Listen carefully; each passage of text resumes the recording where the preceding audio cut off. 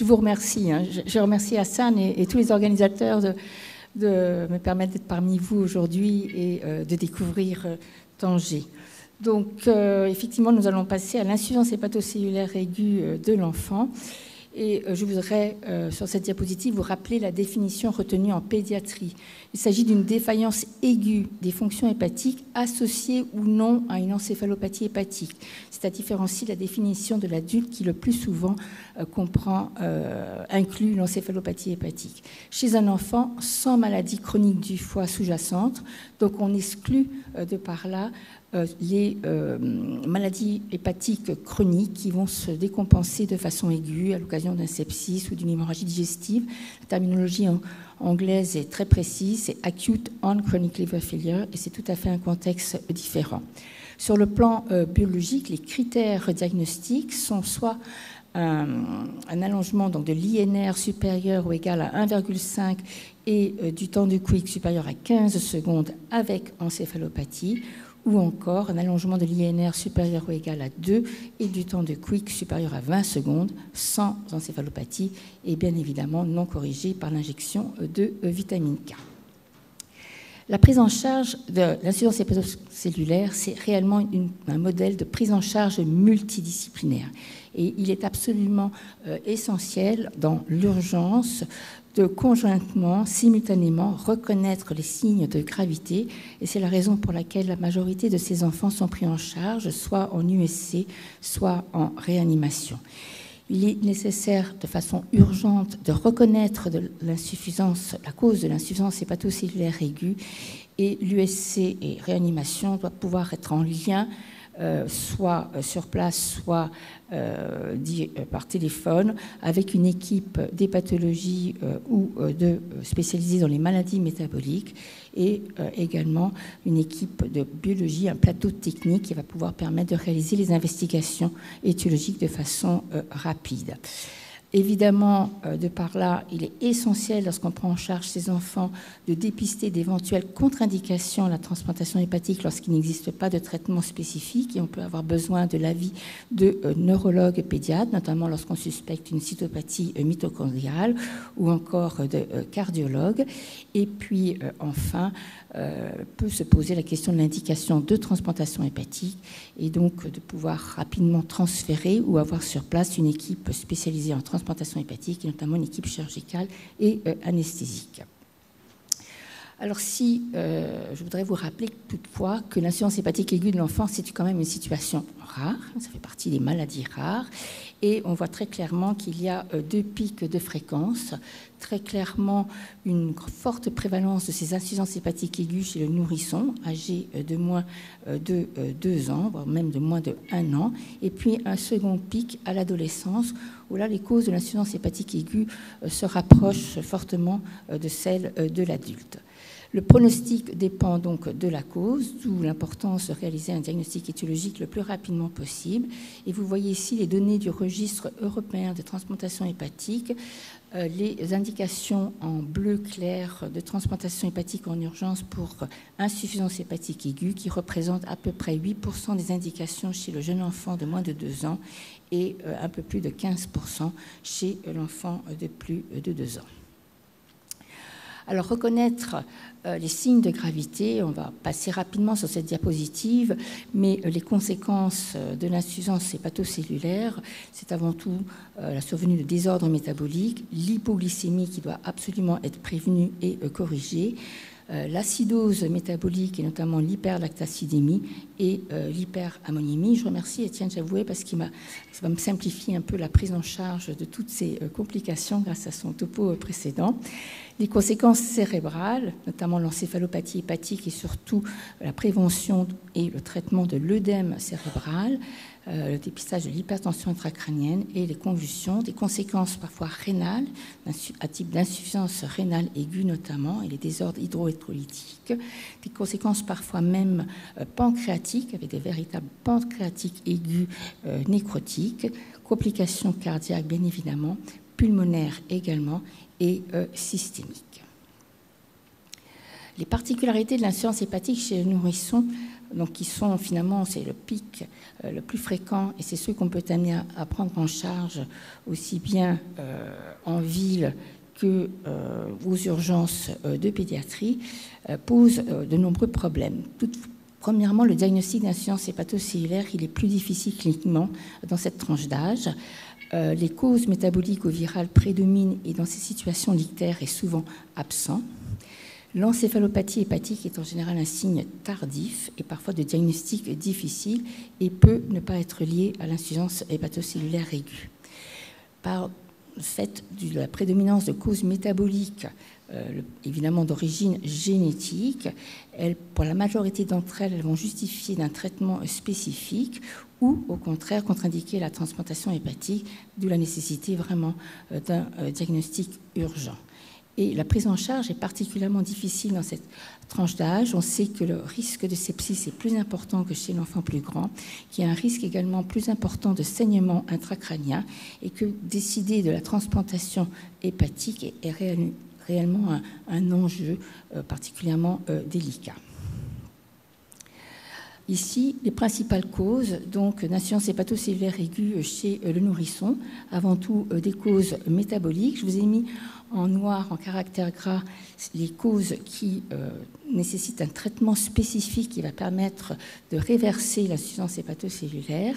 Et puis en rouge, les causes d'insuffisance hépatocellulaire aiguë qui représentent une contre-indication à la transplantation hépatique.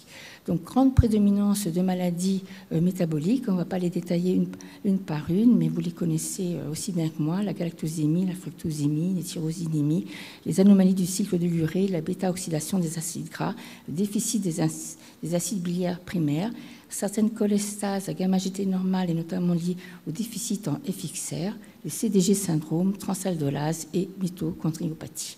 Les causes infectieuses, là encore dominées par l'herpès, notamment chez le nouveau-né, et d'autres causes plus rares qu'on voit essentiellement à l'origine d'insuffisance hépatique aiguë chez l'immunodéprimé.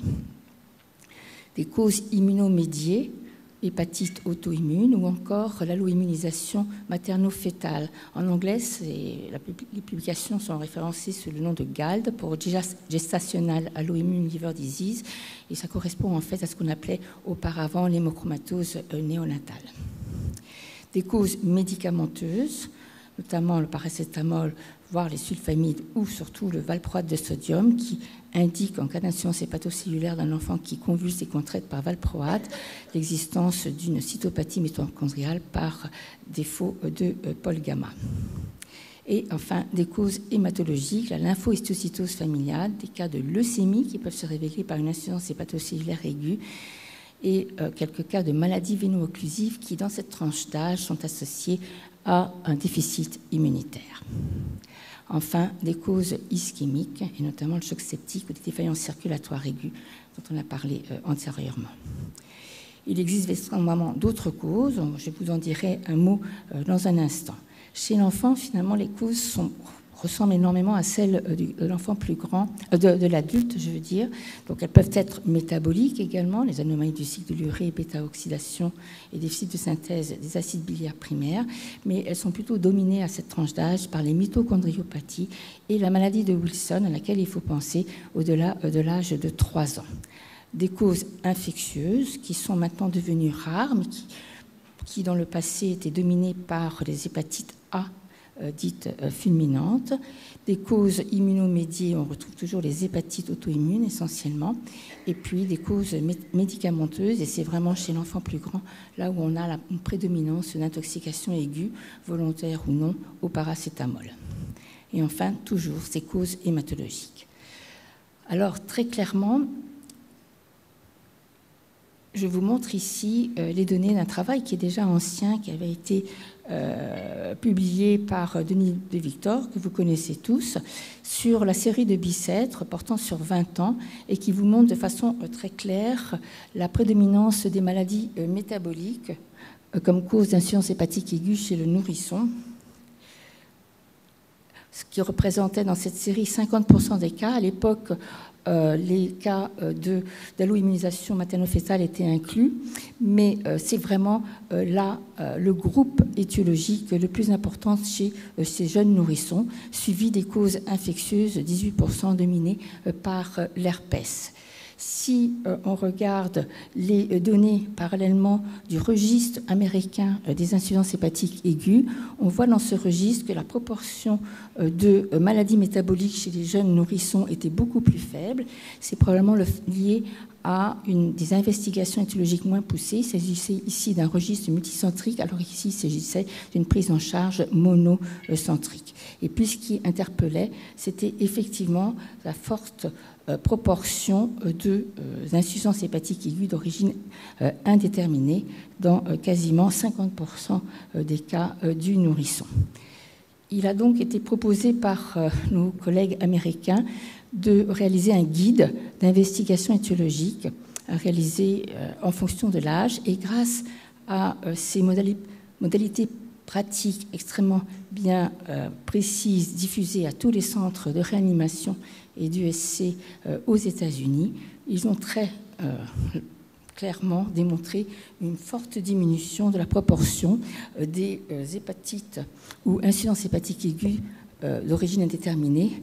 Ici en bleu, on voit très très bien, aussi bien chez le nourrisson de moins de 3 mois que chez l'enfant de moins de 3 ans ou que chez l'enfant plus grand. Et ceci grâce à la mise en évidence d'agents infectieux virologiques chez les enfants de moins de 3 mois, ou la reconnaissance plus fréquente des alloimmunisations materno-fétales, également des diagnostics plus fréquemment posés de cytopathie mitochondriale, de cause ischémique ou médicamenteuse chez les enfants de moins de 3 ans, plus d'intoxications au paracétamol qui ont été reconnues chez les plus de 4 ans, et de même des cas de lymphohistiocytose ou de syndrome d'activation macrophagique. Ceci montre vraiment l'importance de réaliser une enquête étiologique large et dans l'urgence, que je vous montre sur cette diapositive en insistant bien sur les causes métaboliques, notamment chez le nourrisson. Quand on prend en charge un nourrisson atteint, chez qui on fait un diagnostic d'insuffisance hépatique aiguë, il est essentiel de réaliser tous ces examens de façon urgente, dont évidemment il est absolument nécessaire de disposer d'une plateforme biochimique qui va pouvoir vous donner des résultats dans l'urgence. J'insiste également sur le bilan cuprique pour la maladie de Wilson, qui n'a de sens que chez l'enfant de plus de 3 ans et dont le diagnostic repose actuellement sur le dosage de cuivre échangeable, c'est-à-dire du cuivre non lié à la cérulloplasmine, qui est un examen qui a quasiment 100% de spécificité et de sensibilité pour le diagnostic de maladie de Wilson. La biopsie hépatique est rarement indiquée. Elle peut se discuter dans certaines situations d'insuffisance hépatocellulaire aiguë sans ictère, pour lesquelles on suspecte une cause métabolique non identifiée par les examens biologiques précités. Alors, que se cache-t-il derrière une insuffisance hépatique aiguë de cause indéterminée, et notamment chez le nourrisson?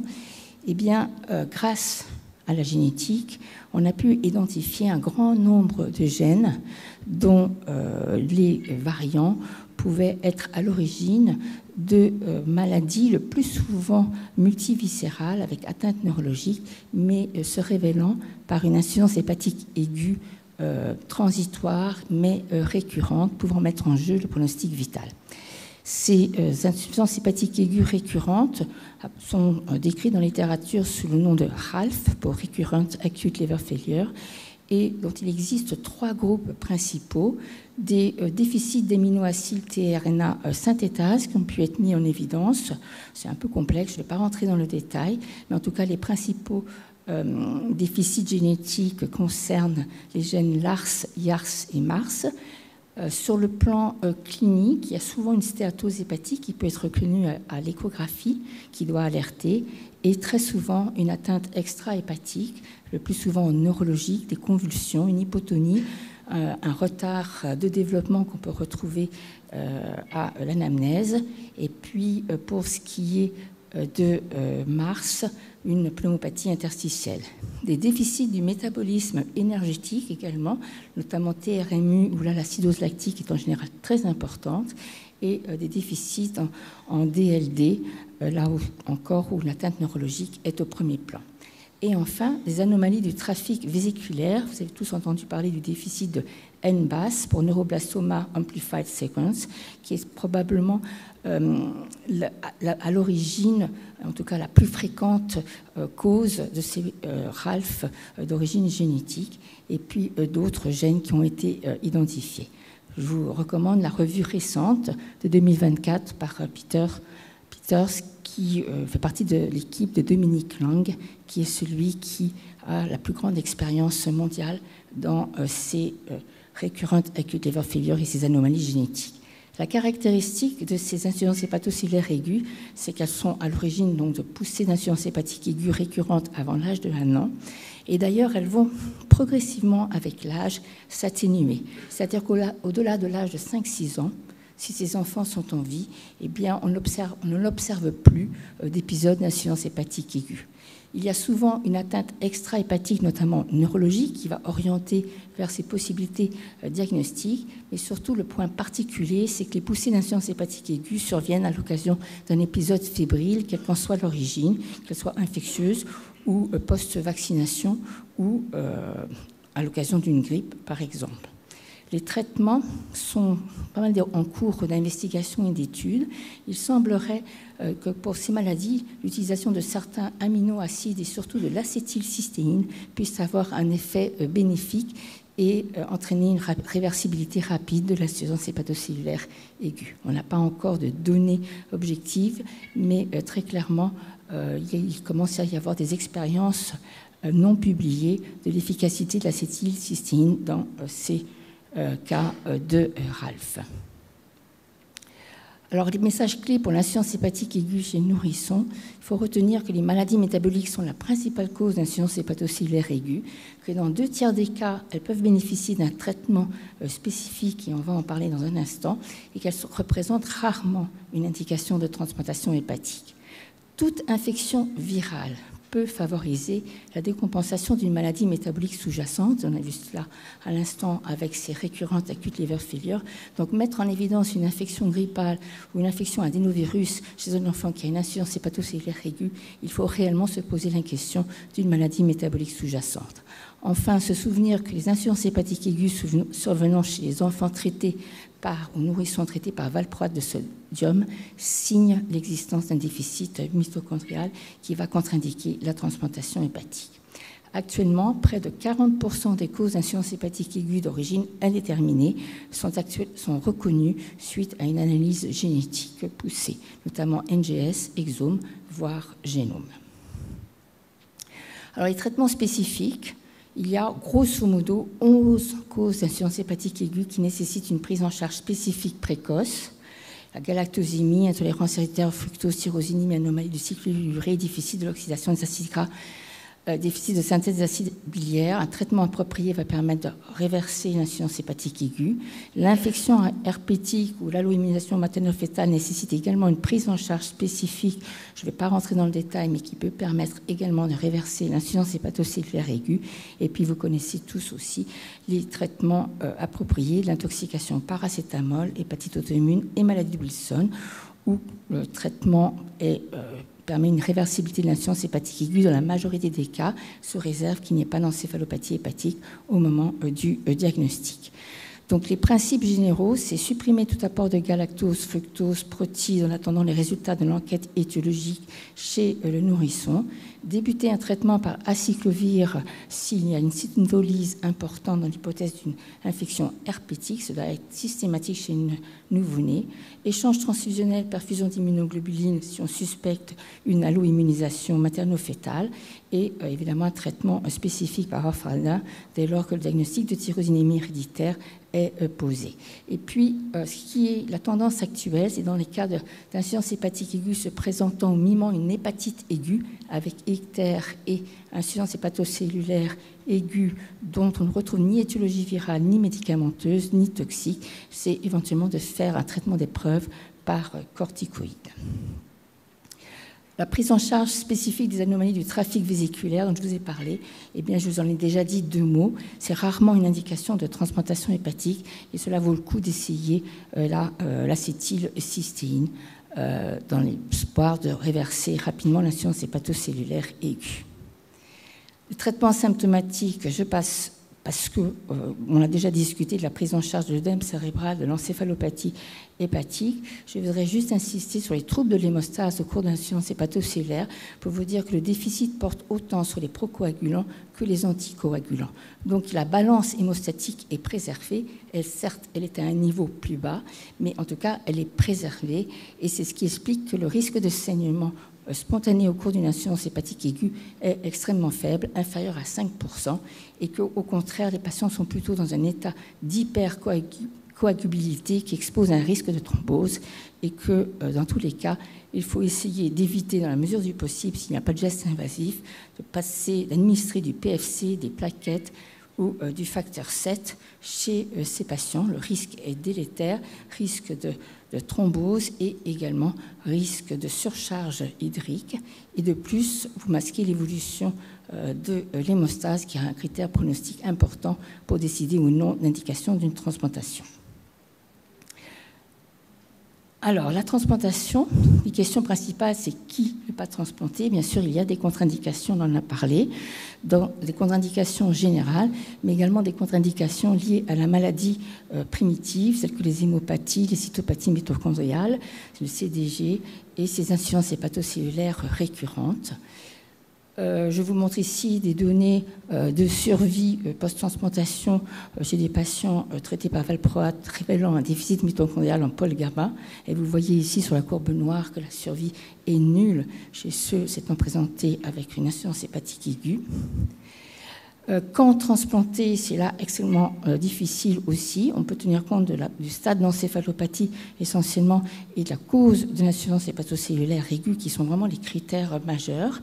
Alors, je suis un peu prise par le temps, mais je voulais vous montrer ces données du registre américain pour vous montrer que l'encéphalopathie hépatique en soi, isolée, n'est pas un critère d'indication de transplantation hépatique. En vert, vous avez les proportions de patients ayant récupéré spontanément dans différents groupes de patients de 1 à 3S, le groupe 3S étant le patient présentant une encéphalopathie hépatique à l'entrée, à l'admission en réanimation, avec un INR supérieur à 2 ans. Et vous voyez qu'il y a quand même une proportion non négligeable de patients qui vont récupérer spontanément sans transplantation.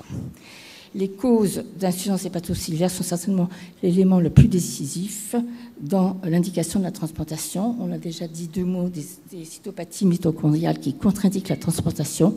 Et ici, vous avez dans un ordre décroissant les possibilités de régénération spontanée qui permettent donc d'éviter la transplantation. Et notamment en ce qui concerne ici le Maroc, par exemple les hépatites A, il y a un fort pouvoir de régénération spontanée et de survie, donc sans transplantation, qu'il y ait ou non une encéphalopathie hépatique.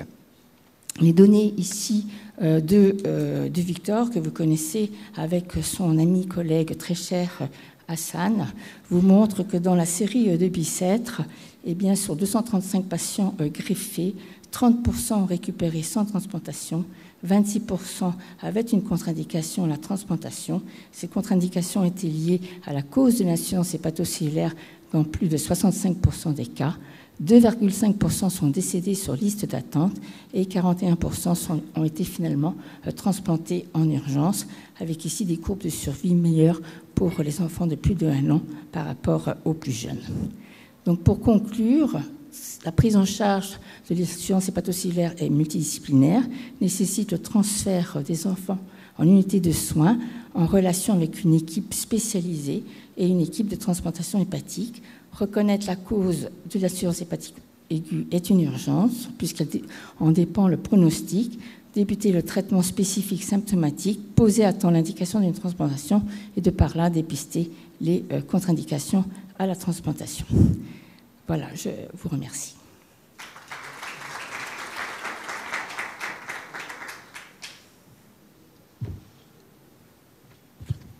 Merci pour ces excellents exposés. Denis, qu'est-ce que tu fais là? Tu devrais pas être chez les sages-femmes?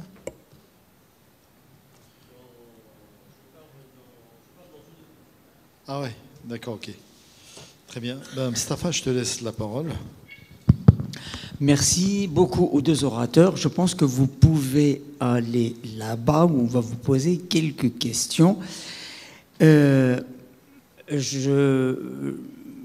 En attendant que la salle prépare ses questions, moi j'ai une petite question à notre ami Étienne. Étienne, merci beaucoup pour cet excellent exposé. J'ai toujours entendu Denis de Victor dire le CIRS, bof, tachycardie, par contre, très important. Est-ce que c'est toujours le cas? Et ma deuxième question concernant les solutés de remplissage, tu as dit le sérum physiologique, c'est vrai, pas tellement de place. Quand tu parles des solutés balancées, tu parles de quoi? Du Ringer lactate? Alors, pour répondre à la première question, effectivement, la tachycardie reste un très bon signe de reconnaissance précoce qui doit être mesuré, bien sûr, après avoir contrôlé toute grosse fièvre ou douleur. Et donc, aux urgences, ce n'est pas toujours si facile d'interpréter cette tachycardie, mais c'est surtout l'association d'une tachycardie à des signes de mauvaise perfusion périphérique, temps de recoloration cutanée augmenté, mauvaise circulation avec extrémité froide, marbrure, et un changement de comportement. C'est l'association de ces signes qui va alerter. Mais ça reste un très bon signe, bien entendu, chez l'enfant. Pour répondre à la deuxième question, les solutés balancées les plus équilibrées, correspondant le mieux au plasma, c'est quand même les solutés type plasmalite ou isofondine, clairement. Et les études ont été faites essentiellement avec le plasmalite chez l'enfant. Le Ringer lactate est un bon produit quand même aussi, sauf, et c'est mon deuxième topo, dans l'œdème cérébral. Le Ringer lactate est hypotonique. Donc, si vous avez une circonstance de choc septique, par exemple une choc septique avec méningite, il ne faut pas utiliser le Ringer lactate. Si c'est un choc septique pur, je dirais une septicémie, le Ringer lactate peut être un très bon produit. Je t'ai posé la question parce que je pense qu'ici, il n'y a pas de plasmalite. Voilà, c'est pour ça que le Ringer lactate est une bonne solution, mais quand c'est un trauma crânien, je pense qu'il faut garder le sérum salé isotonique, du coup. Merci. Et tu as parlé aussi à partir du 3e remplissage de passer à l'albumine à 4%. Alors, pour l'instant, il n'y a pas de recommandation dans ce sens-là. C'est des choses qu'on fait en pratique dans beaucoup de centres, mais il n'y a pas de choses écrites dans les Surviving Sepsis Campaign là-dessus. C'est simplement, effectivement, si vous n'avez pas de soluté balancée, effectivement, l'albumine peut être un bon moyen secondaire d'éviter de trop accumuler de sérum salé, parce que l'hyperchlorémie, maintenant, de plus en plus, est montrée comme associée à une atteinte rénale, une défaillance, des besoins d'épuration extra-rénale, et ainsi de suite, et une toxicité cérébrale aussi. Est-ce qu'il y a des questions dans la salle? Oui, Olivier. Est-ce que quelqu'un peut donner un micro à Olivier Clarisse, s'il vous plaît? Olivier, est-ce que tu peux te lever comme ça, ils vont te voir. Merci beaucoup. À droite. Merci bien. Merci beaucoup, Étienne, pour ces deux exposés très clairs. Alors, j'ai une question de néonatologue concernant la dopamine. J'ai cru comprendre que tu disais qu'on l'utilisait peut-être plutôt moins actuellement en réanimation pédiatrique, et d'autre part, les néonatologues n'aiment pas dépasser des posologies de 10-12 gamma-kilominutes du fait d'effets vasoconstricteurs très importants dans les circulations rénales et mésentériques. Est-ce que c'est la même chose chez l'enfant? Merci. Alors effectivement, la dopamine est complètement abandonnée en pédiatrie. Maintenant, on a suffisamment de données solides avec des études randomisées et des études adultes qui vont toutes dans le même sens. Il reste le tout petit, effectivement, et le nouveau-né, pour lequel on sait qu'il y a des fonctions diastoliques parfois un peu perturbées, et donc la dopamine pouvait avoir un intérêt. Mais franchement, pour des raisons de simplicité de discours et pour les équipes de transport, les équipes qui travaillent dans les centres hospitaliers généraux, je pense qu'il faut être assez clair et d'utiliser qu'une drogue et qu'on connaît bien, et ne pas multiplier les messages. Et donc moi je dirais noradrénaline ou adrénaline selon vos pratiques, mais vraiment avec une pathologie titrée la plus basse possible en montant progressivement. Et d'autres questions? Alors une question à Dominique. est-ce que vous voyez encore beaucoup d'hépatites virales avec tous les vaccins? En tout cas, celle qu'on voit en France, on ne voit quasiment plus d'hépatite A grave, certainement grâce à la vaccination. Les quelques cas d'hépatite A grave sont souvent des enfants qui n'ont pas été vaccinés parce que la vaccination n'est pas obligatoire et elle a un coût. Et celle qui est vaccinée est prise en charge en France, c'est la vaccination contre l'hépatite A pour tous ceux qui ont une hépatopathie chronique sous-jacente. Donc ça, c'est assez bien codifié et assez bien réalisé. Mais pour tous les autres enfants, entre guillemets, sains, qui retournent au pays, donc on a beaucoup d'enfants qui sont amenés à repartir, par exemple, au Maroc, en Algérie l'été, et qui sont nés en France, ont grandi en France, et ne sont pas vaccinés. C'est encore ceux-là que l'on voit éventuellement. Je voulais faire un commentaire là-dessus. Dans les virus, maintenant, en fait, ce qu'a dit clairement Dominique aussi, c'est que, par exemple, on voyait des hépatites à la grippe, et en fait, ce sont des hépatites qu'on voit beaucoup dans les maladies récurrentes par des anomalies génétiques, en fait. Et donc, on ne sait pas, souvent, c'est pas forcément le virus lui-même, mais ce qui déclenche un phénomène chez des enfants qui ont un terrain. Et donc maintenant, de plus en plus, si on a un virus qui donne une hépatite aiguë, se poser la question du terrain génétique. Vous êtes d'accord avec ça? Oui, tout à fait. C'est un des messages clés, c'est qu'il y a probablement une maladie métabolique sous-jacente qui a été décompensée par la fièvre, quelle qu'en soit l'origine. Et ça, c'est tout à fait vrai chez les moins de 2 ans, en général, ou les nourrissons. Et je n'ai pas insisté sur ce point, je suis passée assez rapidement, mais dans la mesure du possible, il faut absolument avoir un prélèvement leucocytaire pour extraction d'ADN chez tous les enfants que l'on prend en charge, ne serait-ce que pour réaliser une enquête génétique secondaire. Donc presque plus de virus. Pas beaucoup de paracétamol qui indique une transplantation. On n'en voit plus non plus. Je pense que depuis 15 ans, on n'a pas transplanté d'enfants ayant une intoxication aiguë au paracétamol. Et donc, c'est essentiellement, effectivement, des maladies métaboliques. Jalal Oudraili.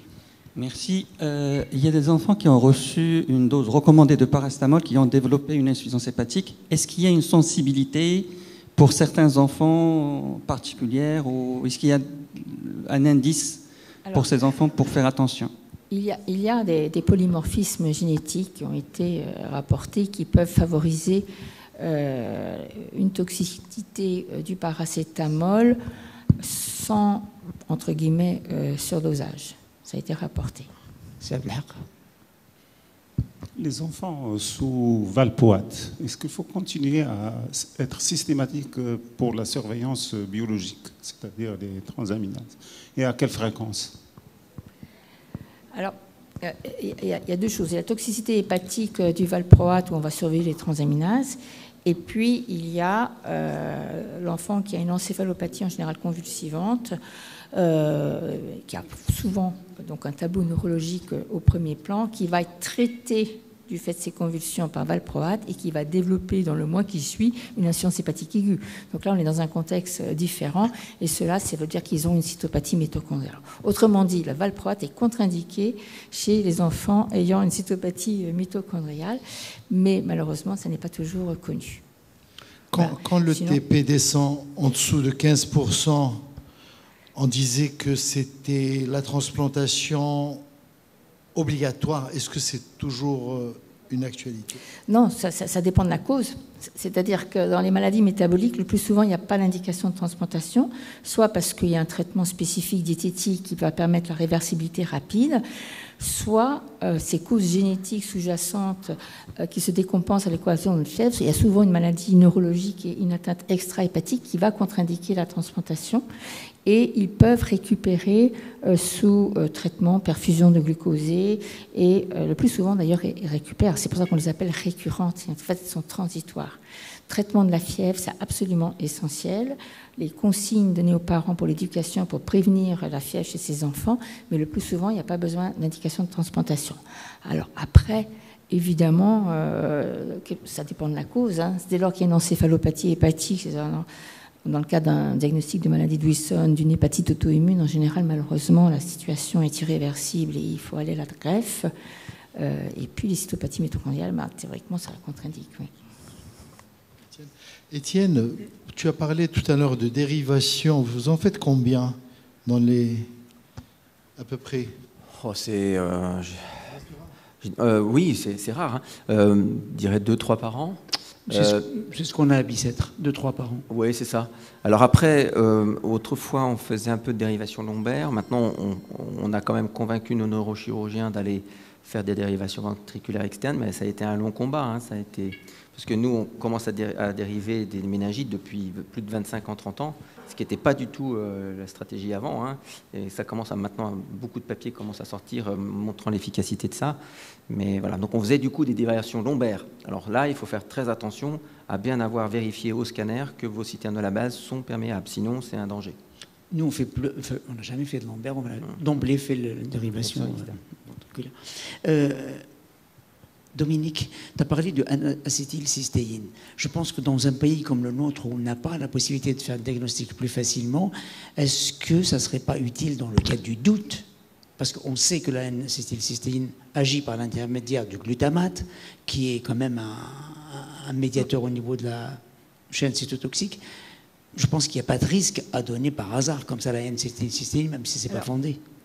Il n'y a pas de recommandation, parce que les recommandations, il y a toujours une évaluation bénéfice-risque. Certes, il n'y a pas de risque à donner la N-acétylcystéine, mais il y a également bénéfice-coût.